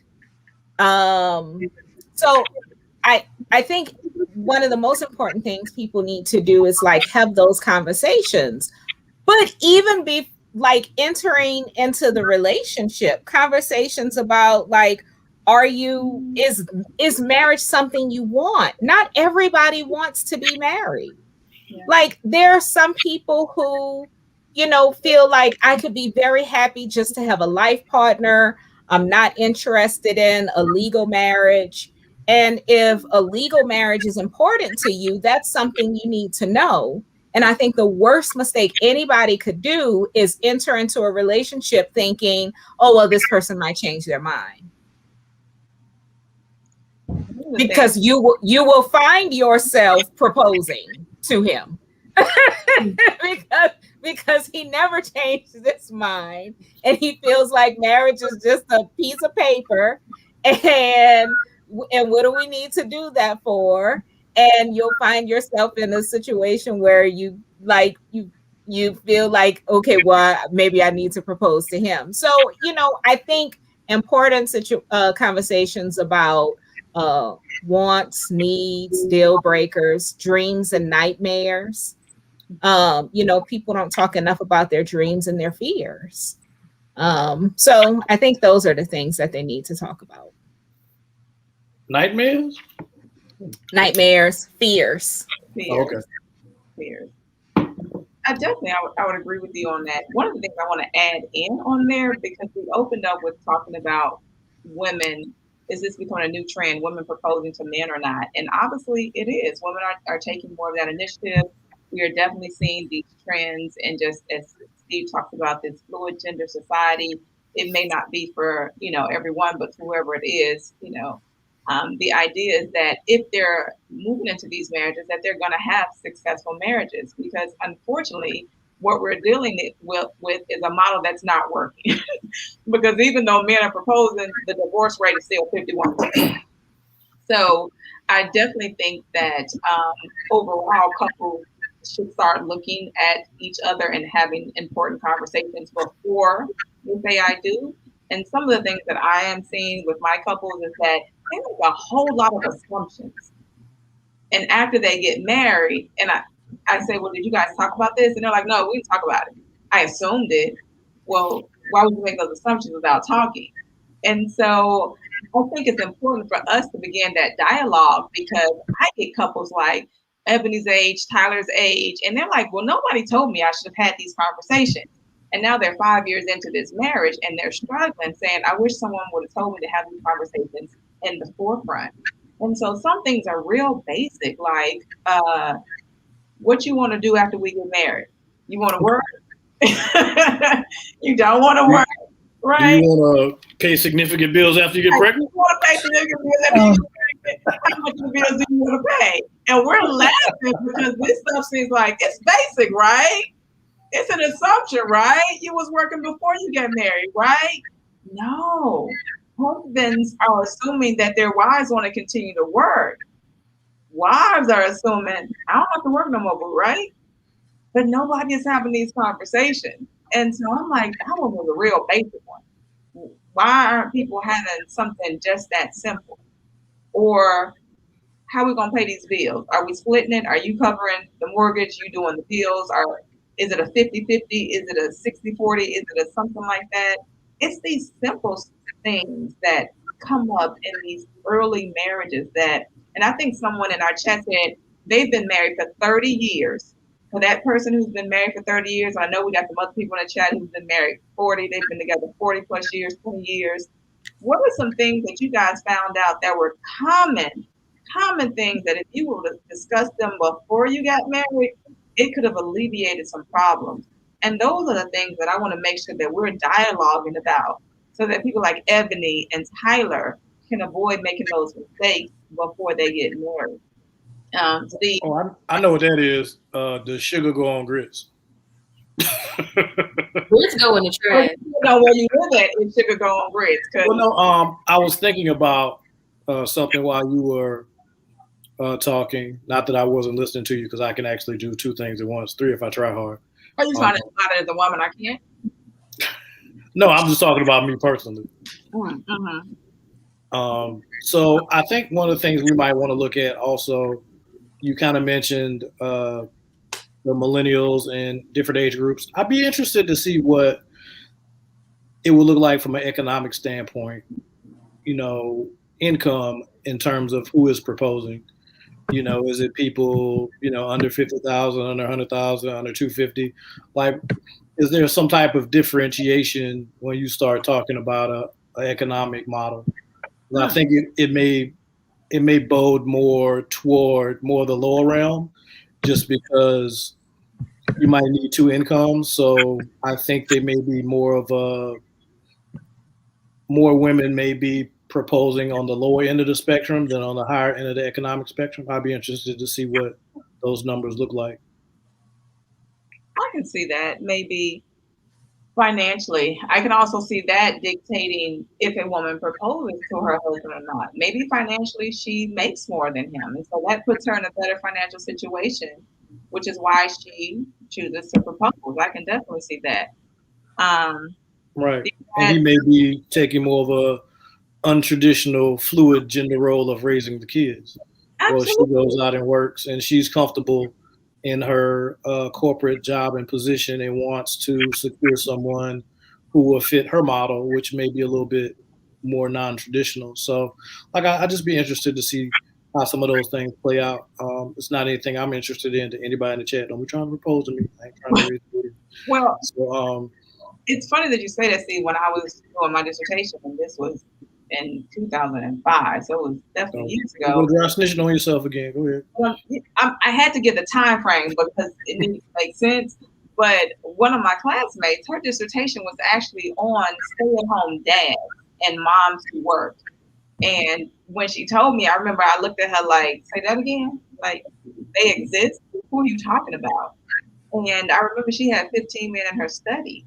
And she, she did a well-detailed qualitative study about stay-at-home dads and why they chose that pattern. And all of them chose it because their wives made substantial more than they did, and it just made more sense financially for them to stay at home and for their wives to be the breadwinner. And they were comfortable in that role, and we didn't have problems. And these couples have been married I think she had one that was definitely over the 10-year mark. So they're able to do this successfully. DRAD61, when I posed that question about what should people ask questions about, finances, absolutely. Finance is the number one reason for divorce.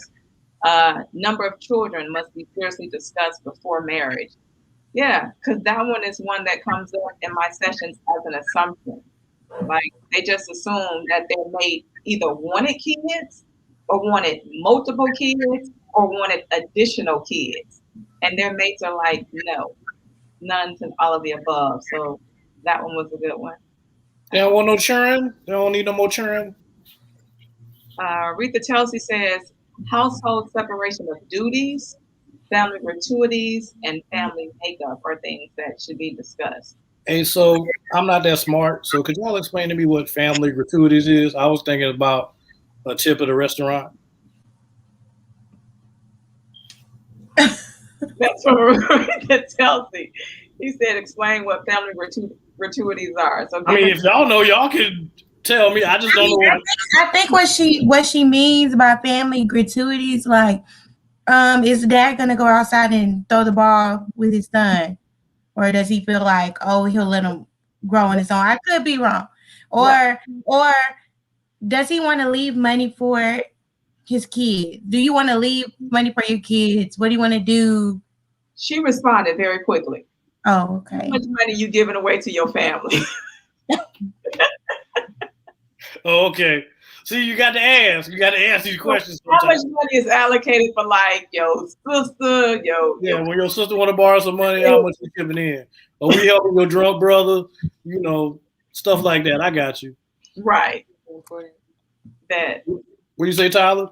I said that's really important. I'm just thinking about my parents' dynamic. I'm in a blended family, so my mom had me and my brother prior to being married, and I'm thinking back on like things that she tells me now that are important to talk about, and that was definitely one of those things. I jokingly tell her all the time, like, or I tell my stepdad, like, dang, I would have left my family because it was certain stuff that just wasn't talked about and just went on, right? Like moving family members in, or paying other family members' bills, and those conversations were not had. And they dated a long time, and you would have thought, right, you would have assumed that we agree on these already, but clearly no. So that's right. Just saying that's a really important thing to talk about.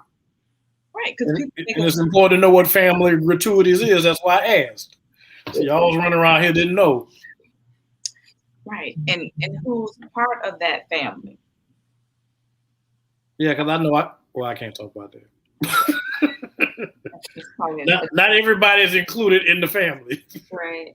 that's probably a different show for the family, right, Steve? Hey, we talking about gender roles tonight, not these special little families.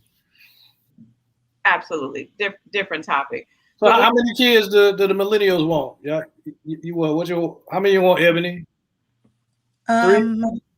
A boy, No. a girl, and just whatever come after that. You asked her a question, now she gotta answer it. Oh, I'm sorry. I say 2, but I'm honest. Go with the flow type person. All right. My number goes down as my age goes up. That's the honest. Okay.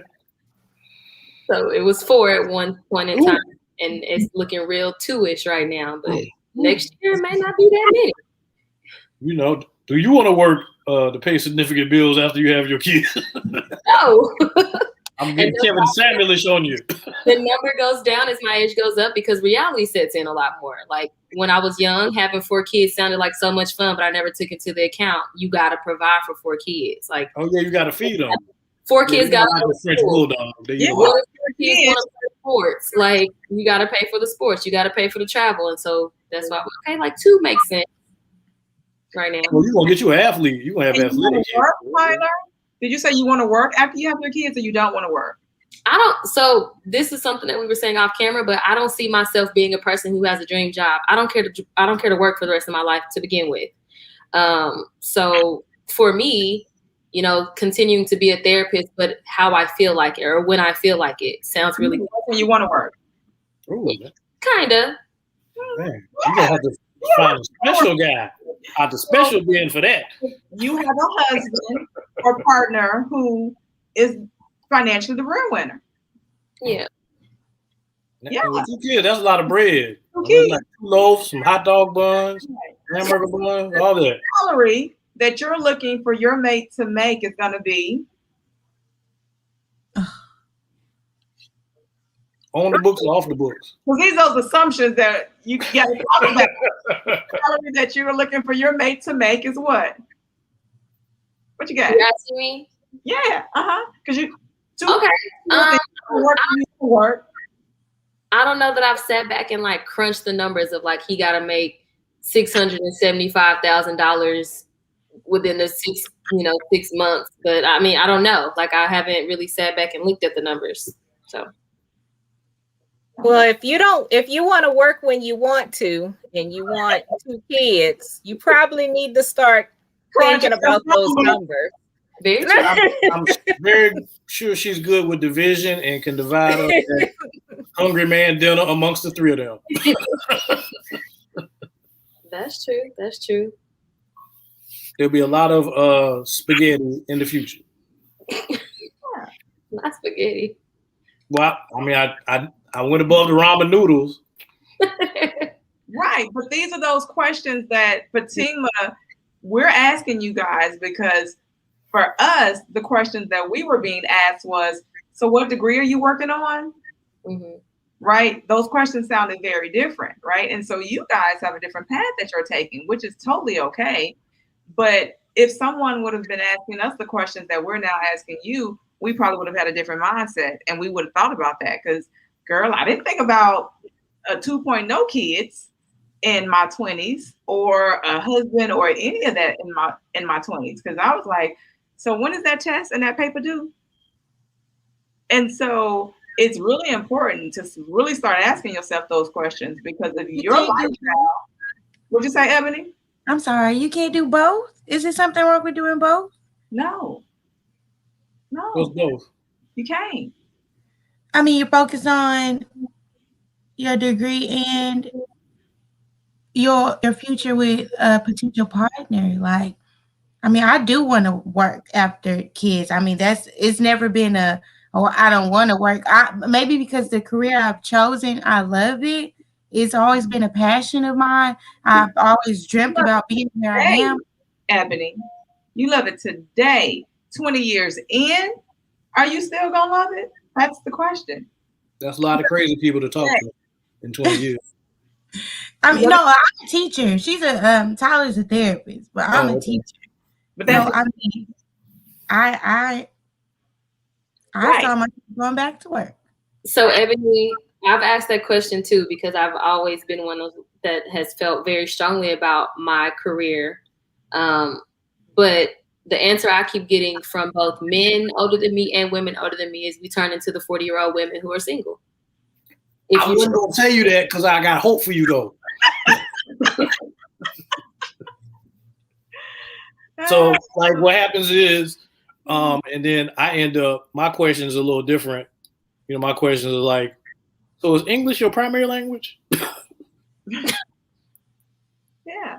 I think you can focus on, you can say you're going to focus on both, but where does your energy go? Your energy is going to go to one more than the other. So to be successful, can you successfully build your career and your family at the same time? So what you typically find is one has to sacrifice to give life to the other, even if it's even for a short period of time. So women that look like me, we found ourselves sacrificing family for career. And those were the options we choose. And some will choose to sacrifice career for family. Doesn't mean you won't be able to have them all, but having them both at the same time. And then you know what happens? Then you turn into the Generation X's, and now the Millennials are y'all on. They ask for the same men. And then what's the generation after y'all? The Zoomers. Yeah. So the Zoomers on your ass for the same guys that, that y'all should have got with before they got too old, like the Generation X and Y. Like it's a big cycle. It is. Frustrating one. See, Ebony and Tyler look so sad now. Well, we gave them game. What you talking about? They're not gonna process till tomorrow. He'll catch up with them. Oh my goodness. You don't encourage their hopes. I didn't tell them that. I am with Aretha Telsey. I have faith in you all because you have way more information than my generation had about this whole game. So I got faith that you guys will figure this whole thing out. And you have encountered men like Steve. So that is help right there in and of itself. Man, you know, when I was growing up, when I got on the internet, they made the funny noise, and I had to wait like 30 seconds. You know, y'all got like straight Wi-Fi growing up, so you know. Steve, could you see your getting married? Yeah, of course I can get married. Somebody said, "Who gonna marry him?" You'd be surprised. Trust. It's not as hard as you think. Didn't we just post about women who y'all described who proposing to men as desperate and thirsty? Don't act like they're not out there. I'm not saying that only desperate and thirsty women would want you, Steve. No, they don't. I'm like a desperate, thirsty woman repellent. Like, you know, you can't even come over here with that. You know, if I want to be the alpha and, you know, propose, you know, like I remember one of my girlfriends was so smart and slick. She got me in Harry Winston. I didn't even know where he was at. I don't know what, man. These diamonds awfully clear in here. This don't look like your regular diamonds. Like, what happened to Jared? We know, Steve, that there is still hope for you too. But definitely, you know, when everything is in place, come on, who gonna marry me?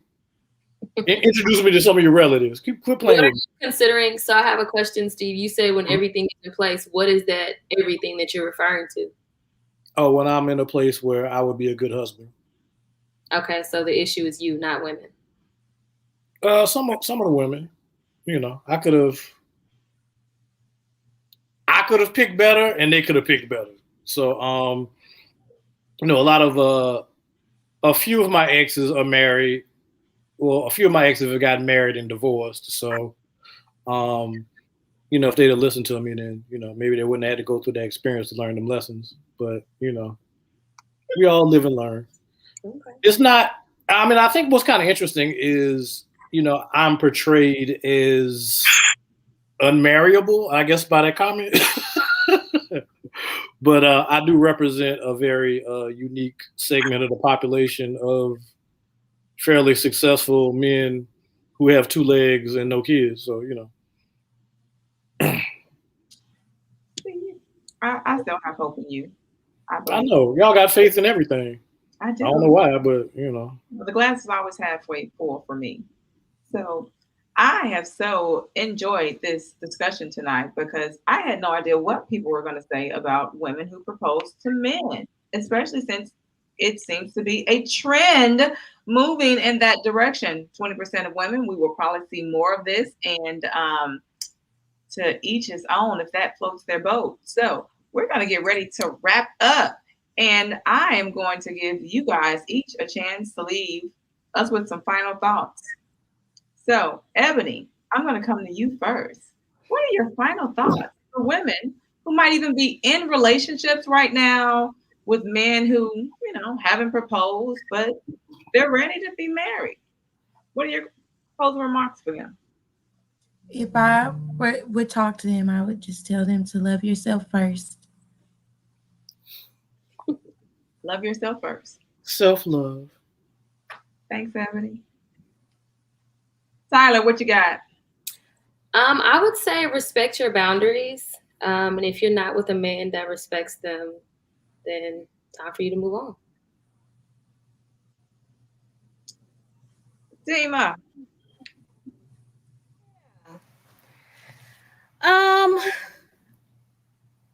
I would say do whatever it is that feels right for you, but never act out of desperation. Ooh, that's good. Steve, what you got? So for me, man, I'm glad. I think I've inherited two new little cousins. Little cousin Ebony, little cousin Tyler. You want some advice from your Uncle Steve, just feel free to ask. I can put you on game what these dudes be doing. Welcome to the family. Um, like I said, with where we're moving in society, with the genderless, fluid relationship model, be aware that there are going to be some things that come up in your life that may not necessarily follow the traditional models, and just be open to it. If you want to propose to a guy that doesn't make you thirsty, maybe you just assertive, and it just doesn't look like your parents' relationship. So do what you feel. And like I say in the Jungle Book, the strength is in the wolf, and the strength of the wolf is in the pack. So get out there and get to mingling. I love it. I never know what is coming out of your mouth, Steve. Ebony and Tyler, I so thank you guys for coming on the show tonight. I really wanted a perspective from a group of ladies who are professionals, who are part of the millennials, because in Steve's head, he's a millennial in his head. And so I really want to know what those thoughts were, since they're saying that this is something that seems to be trending. And so thank you for coming on the show tonight. You guys, we are back. We are so excited to be back. Our new times are Sunday and Monday, 7 p.m. Central. So for everyone that hung in there, that climbed in tonight, thank you guys so much. If you can tune in tomorrow night, we'll have DJ Pharaoh back in the house, so he will be chiming in. We are looking forward to having him back because we be vibing in on those little commercial breaks that we took on Friday. So we're looking forward to those. And if you guys are not following DJ Pharaoh on Twitch, make sure you follow him on this Twitch platform. And so in my closing remarks, I just want to say, for everyone, do you, boo, whatever makes you happy. With that being said, you guys don't forget to Facebook it, tweet it, Twitch it, pass it on, tell a friend about God Talk Unhinged. Everyone, be safe, be blessed, and tune in tomorrow night. Yay! All right. See, I had to tell Dr. Guy about throat babies earlier today. She didn't know. About nothing. She didn't know. We was talking about Cardi B up and everything. She just don't know. We about to end this show. I know. I'm just trying to tell her. We got to keep Dr. Guy cool. Everybody, thank you guys so much for tuning in. If you haven't subscribed, make sure you subscribe. Follow if you are not following. And Steve, you know what? You're gonna stop it. You're gonna stop it. God's still working on you. He really is. You lucky I went at the All-Star game. Ooh. No, them women lucky you went at the All-Star Hey game. man, let me tell you something. There's something viral about some young ladies of the night getting out the back of a U-Haul truck. What Going viral. What you gonna do in your 40s at the All-Star? What? What you gonna do in your 40s at the All-Star? Be a sugar daddy. Thank you, boo boo, because that's all. That's another show. Why you tripping? All-Star. Like I got too much All-Star respect for myself to be a sugar daddy. You don't need to be at nobody All-Star game in your 40s. Why are you talking? Why not? What you doing at the All-Star in your 40s? I like basketball. The devil is a lie. I do. Man, who you think be at the All-Star game? The people that can afford to go.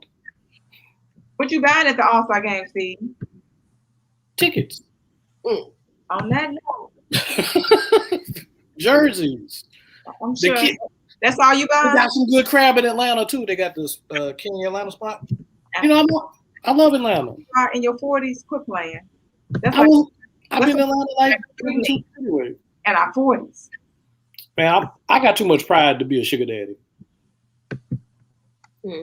Really? Definitely. Could you be a sugar mama, Fatima? Wow. I wonder if you could. Just put the focus on Fatima. I just wanted to ask her, like, Out of nowhere, huh? Hey, so what about you? Ebony can't be sugar mama, so I just had to ask Fatima because I thought it was like Sugar baby age. huh? We sugar baby age. They sugar babies. They can't be a sugar mama. Like that's me and Fatima's age. I thought y'all like cougars. Cougars? Yeah. It's Yeah. the same thing. It's the same thing. A sugar mama, a cougar. Oh, okay. All right. That's what they say. Whatever. You learned it was different between an escort and a prostitute the other night too. What is it you call Ebony?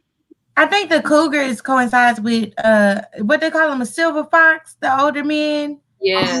Oh, That's And supposed then to be like a sugar hotter daddy, version. sugar daddy, and then cougar and silver fox. Those are the sexier versions of them. Yeah. See, I learn something new every day. See, that's why I need you millennials in my I life. told you she learned the difference between an escort and a prostitute the other night. No, Steve, an escort and a prostitute are still the same. You're not gonna tell No, me. they're not. Yes, they No, are. I'll put it No, down they're there. not.